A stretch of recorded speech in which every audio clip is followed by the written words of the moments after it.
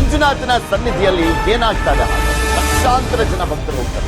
ಪವಿತ್ರ ತೀರ್ಥಸ್ಥಾನ ಅಪವಿತ್ರ ಆಗ್ತಾ ಇದೆಯಾ? ಮೃತ್ಯುಂಜಯ ನದಿಗೆ ಸೇರ್ತಿತ್ತು ದನದ ತ್ಯಾಜ್ಯ. ಪೊಲೀಸರು ಈ ಬಗ್ಗೆ ಯಾವುದೇ ಕ್ರಮಗಳನ್ನ ಕೈಗೊಳ್ತಾ ಇಲ್ಲ ಅಂತ ಆರೋಪವನ್ನ ಕೂಡ ಮಾಡಲಾಗ್ತದೆ.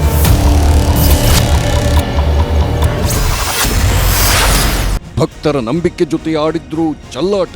ಧರ್ಮಸ್ಥಳದ ಸ್ನಾನಘಟ್ಟದ ಅಪವಿತ್ರಕ್ಕೆ ಯತ್ನ ಮಾಡಿದ್ದಾರೆ ಅನ್ನೋ ಆರೋಪ ಕೇಳಿ ಬಂದಿದೆ. ನೇತ್ರಾವತಿಯನ್ನು ಅಪವಿತ್ರ ಮಾಡಬೇಕು ಅನ್ನೋ ಉದ್ದೇಶದಿಂದ ಆ ರುಂಡವನ್ನು ಹಾಕಿದ್ದಾರೆ. ಹಿಂದೂ ಧಾರ್ಮಿಕ ಭಾವನೆಗಳಿಗೆ ಧಕ್ಕೆ ತರುವಂತ ಕೆಲಸಗಳು ಆಗ್ತಾ ಇದೆ ಅನ್ನೋದು ಹೇಳ್ತಾ ಇರುವುದು. ನ್ಯೂಸ್ 18 ವರದಿ ಎಫೆಕ್ಟ್. ಇಬ್ಬರು ಖದೀಮರ ಅರೆಸ್ಟ್.